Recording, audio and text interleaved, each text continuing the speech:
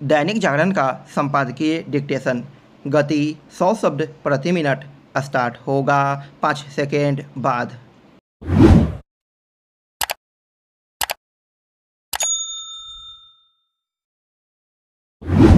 Start. अंग्रेजों के ज़माने की आपराधिक न्याय प्रणाली में आमूलचूल परिवर्तन करने और न्याय व्यवस्था को प्रभावी बनाने के लिए 3 नए आपराधिक कानूनों पर अमल की तैयारी के बीच विरोध के स्वर उभरने पर हैरानी नहीं। अपने देश में सदैव ऐसा ही होता है। पिछले कुछ समय से ऐसा कुछ ज़्यादा ही होने लगा है। सुधार के हर कदम का विरोध किया जाता है। कई बार तो उस कदम के गुण दोष का संज्ञान लिए बिना ऐसा विरोध के लिए विरोध की राजनीति के तहत किया जाता है। इस पर आश्चर्य नहीं कि जहां बंगाल की मुख्यमंत्री ममता बनर्जी ने 1 जुलाई से लागू होने वाले नए आपराधिक कानूनों के खिलाफ प्रधानमंत्री को पत्र लिख दिया है, वहीं तमिलनाडु के मुख्यमंत्री M.K.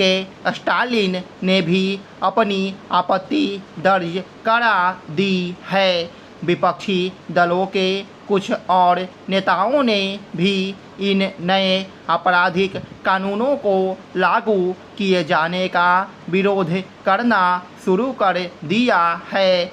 कुछ लोग सुप्रीम कोर्ट भी पहुंच गए हैं।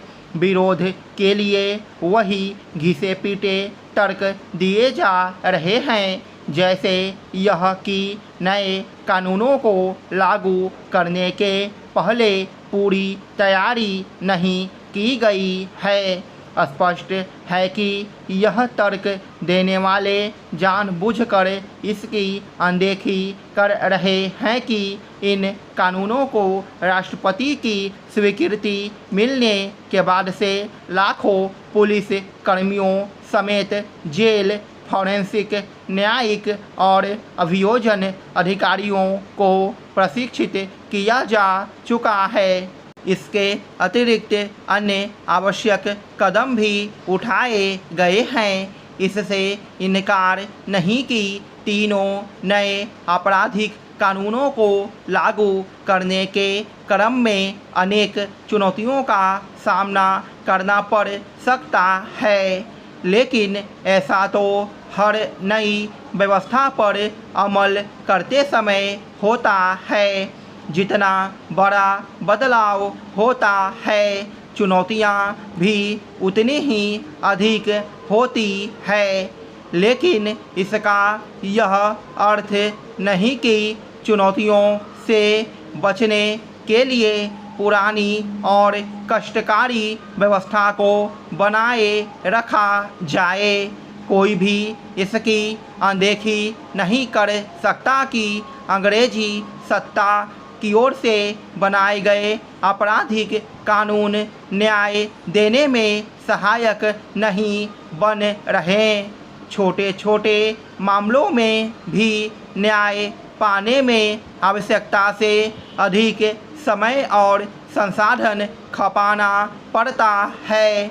नए आपराधिक कानूनों को लागू करने में जिन चुनौतियों का सामना करना पड़ सकता है, उनमें से कुछ का तो अनुमान लगाया जा रहा है, लेकिन कुछ ऐसी चुनौतियां भी सामने आ सकती है जिनके बारे में अभी किसी को आभास न हो।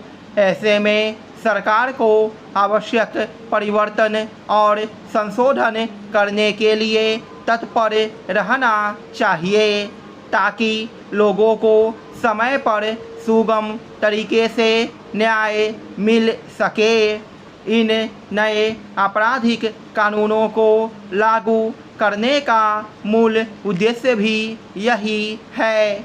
नए आपराधिक कानूनों के लागू करने के क्रम में यह प्राथमिकता के आधार पर देखना होगा कि वे न्यायिक तंत्र के साथ पुलिस की कार्यप्रणाली और उसकी छवि को सुधारने में सक्षम होते हैं या नहीं। नई लोकसभा के गठन के साथ ही नरेंद्र मोदी के नेतृत्व वाली राजग सरकार की तीसरी पारी की शुरुआत हो चुकी है।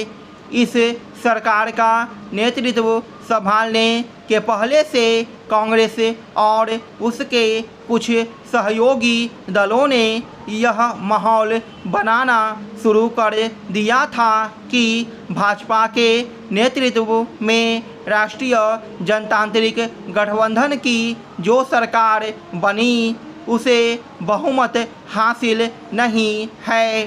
कांग्रेस नेता मल्लिकार्जुन खड़गे का कहना है कि जनता ने भाजपा के 400 पार के नारे को ठुकरा दिया, इसलिए यह प्रधानमंत्री मोदी की नैतिक और राजनीतिक हार है।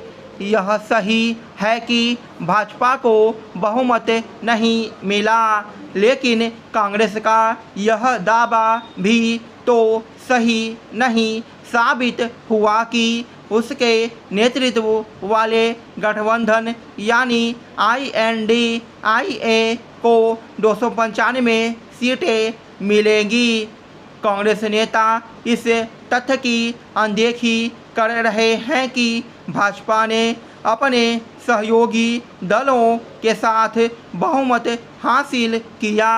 भाजपा ने सहयोगी दलों के साथ मिलकर वैसे ही चुनाव लड़ा था जैसे कांग्रेस ने अपने घटक दलों के साथ। स्टॉप।